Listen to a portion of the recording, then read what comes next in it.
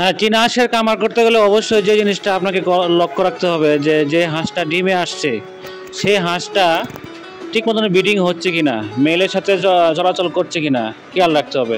যদি ঠিক মতন আপনি ব্রিডিং না হয় তাহলে কোনো দিনই ডিম ভালোভাবে ফুটবে না, ঠিক আছে? 100% ডিম ফুটবে না, হয়তো বা কম বেশি ফুটবে। যেই হাঁসটা ডিমে আসবে অবশ্যই তার মেলের সাথে আলাদা করে দেবেন, তাহলে দেখবেন আপনার ডিম প্রতিটা ডিমে আপনার ব্রণ আসবে। আর ডিমে ব্রণ যদি না আসে ডিম ফুটবে না। আর এই জন্যই ব্রিডিং খুবই দরকার। যে হাঁসটা ডিমে আসবে তার জন্য ব্রিডিংটা খুবই দরকার। এই জন্য দরকার যে হাঁসের ডিমে ব্রণ না আসলে এই হাঁসের ডিম ফুটবে না, ঠিক আছে? তো এগুলো সবসময় লক্ষ্য রেখেই কিন্তু আপনার কামার করতে হবে, শুধু কামার করলেই হবে না।